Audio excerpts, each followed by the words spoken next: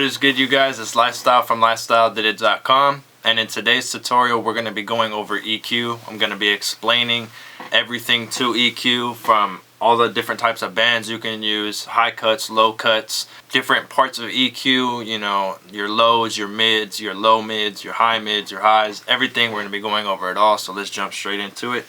Alright, so we have a piano, and just real quick we're going to get something going. So let me turn the tempo up, and we're just going to take one of these chord progressions from my MIDI kit, the trenches. So let's hit play. Alright, it's a wide variety in there of notes, so we'll be good. So let's get the normal EQ from FL so everyone can follow along. Alright, so basically, obviously you're not going to have my logo in the center, but there's a few parts to EQ, and we're going to go over the different types of bands. So if we just lift this up right here, you get what's called a shelf. So you have low shelves and you have high shelves. If we switch over here, now we have the high shelf. You can go down, you could go up. Let's say you were to go down and you were to have a low shelf and you were to be subtracting EQ. It's kind of the same thing as a low cut, except it's more subtle. You're not completely taking everything out. You can see we kind of have like a wave that goes down, and with the mouse, if you go up, you can kind of make it more gentle. It's going to start to take frequencies from over here first. You can see where it starts to slope down, and if you push this down on your mouse, you'll see it kind of gets more of like a tight, so it starts around here, but it isn't taking everything out. It's more of shelving noise off. So let's say for piano, you didn't want to take all of the low end out. You just wanted to take like a good amount out, but you don't want it to literally lop off all the low end. You would want to use like a shelf and then reduce it. Now if you want to take the shelf and go and boost, let's say, you know, you have a piano, you want some more low end in it. You want to add some low end starting from like 130 hertz all the way out. You could take it and boost it up, and you can use the mouse again, make it kind of more steep, starting from somewhere around here, you know, 600 hertz starts the boost, or you could tighten it up and start it closer to where you're actually boosting. And what this is going to do is boost every frequency from here over here. So we have from 140 all the way to 0.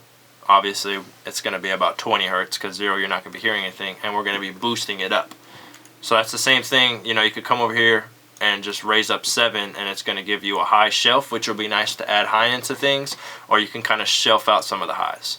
The next thing we have is bell boosts. Bell boosts are going to be where you just boost small things or take away. So if we were to take a bell boost, we can narrow it in. This is obviously narrow frequencies, narrow boosting, narrow cutting, and if we come back to neutral and we open it up, we have more of what's called a broadband boost on a bell boost. So what this does is kind of take some of the frequencies from over here and where you're boosting at 240, which makes it sound more natural.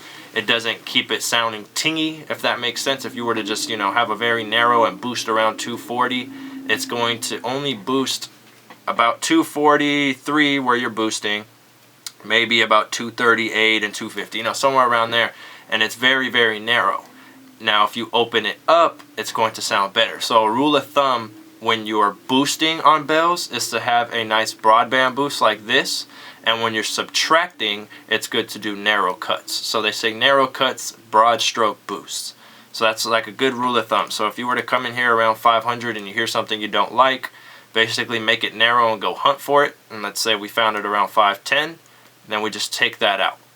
Another trick that a lot of people do, and a lot of big mixing engineers do, is when they subtract here, they go above with a nice broadband boost, and right above it they give it a little bit of boost. And there's certain reasons that they do this, one being that when you subtract, they feel like it takes out frequencies that are surrounding that, and it makes it sound like there's a hole in the mix. So they'll take a broadband and they'll kind of just give it a boost so it can boost everything around here, keep it kind of neutral, but only take out there. So it's a kind of cool trick that a lot of mix engineers do. And then the other thing you have are your cuts, meaning low cut, high cut. So right here you can have this, you can adjust how steep you want this to be. So this is obviously step 1 on this type of EQ, and it's kind of more of like a nice mountain. This would be more of a cliff. I'm just changing this with the mouse to 4, and now it's more steep. But what you have to understand about doing low cuts, high cuts, is it's the way frequency and sound works. You can look up what's called resonance when you do high cuts and low cuts, and what that means is when you do this, you don't visually see it all the time, but when you do cuts like this, it creates a boost before the cut, so it emphasizes it. So if you cut a kick around 30 or 40 hertz, you don't see it, but it's basically adding EQ around 40 before it shelves off, and that is how EQ works. You can go read up on it. It's a lot of reading to do to understand it. To try and explain it right here isn't going to justify it, but basically whenever you do high cuts and low cuts, you add resonant frequency bumps right where you do it. So it's going to add this. I'm giving you a visual of what it does. If you were to make it more of the mountain, you can see it'll be probably closer to this type of resonant bump, but the steeper you go with these, that's why it's, you know, it's not something that you want to do always doing extreme, you know, straight down slopes of lopping off low cut and high cut. You kind of want to keep it more of a subtle thing, because this resonant bump increases more and will create resonant frequencies. So just go read up on resonant frequency bumps with high and low cut filters, and you'll understand exactly what I'm saying. So let's readjust this back, and over here we have the same thing. We could take this and we can have a high cut, and a high cut is going to be to cut out sounds in the high end that you don't want. So if you didn't want anything after 7,537 hertz, you know, you hear something nasty around 10K or something, and you just want to keep everything below 7,000 hertz, you would put a high cut on and you would take everything out. And the same thing, you can make it a tighter one, or you could have it, you know, more of a gentle slope. But again, you are going to get a frequency resonant bump when you do these. So make sure you go read up on those. So let's get in an example and let's play this piano real quick, and I'm going to show you guys different parts of the frequency spectrum. This piano will pretty much cover everything. Alright, so if we take this and we just take a high cut, I'm going to show you. We have all our low end down here. So I'm just going to take this and cut it out so you can hear it. So below 200, around, you know, 150, we're only hearing what's in this box. You have all the low end of the piano. If we start to go up, you get more of the bass notes, a little bit of the middle notes, right? So these are your low mids. You're still in the bass a little bit. We start to enter more of the low mids. There's a little cheat sheet right here you can kind of view. It kind of gives you an idea. Your mid section is going to be around 1500 hertz to about 500 hertz. So if we take a low cut and just make basically a box, you'll see around 500 you start to get into your mids. That's where some sounds can sound boxy.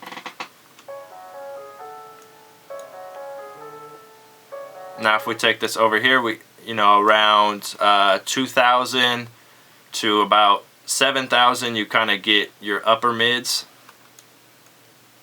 more 5,000-ish.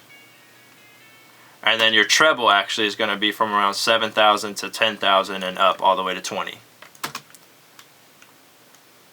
And obviously there's not very much in this specific piano. So if we go back, again, there's a cheat sheet right here you can kind of look at. If we wanted to boost some low end on this piano, we'd be searching anywhere from about 100 to 200, depending. So we could do a narrow and go hunt for it.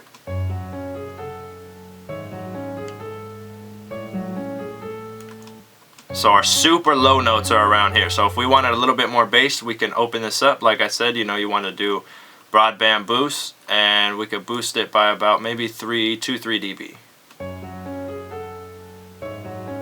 And now there's a little bit of boxiness in the piano, so we could go hunt for that. That's usually going to be around anywhere from 400 to 600, usually in the 500 range.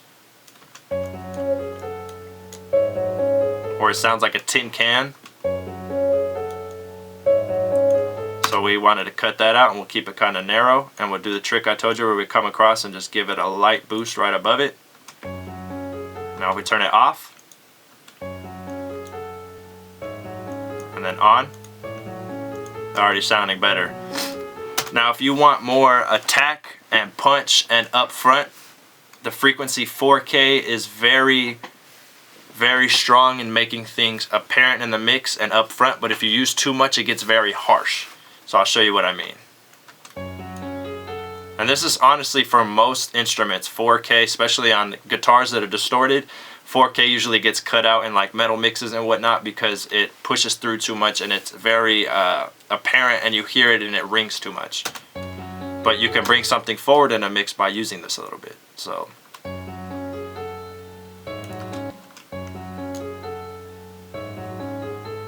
you can start to hear that ringing noise. So keep in mind 4K is a spot to look at for a lot of sounds. It could either be really good or really bad depending. So now you can move around basically with a narrow and kind of just find out spots you like. So you can hear in this, it can kind of get a little boxy, but there's also some good sounds around here too in a piano.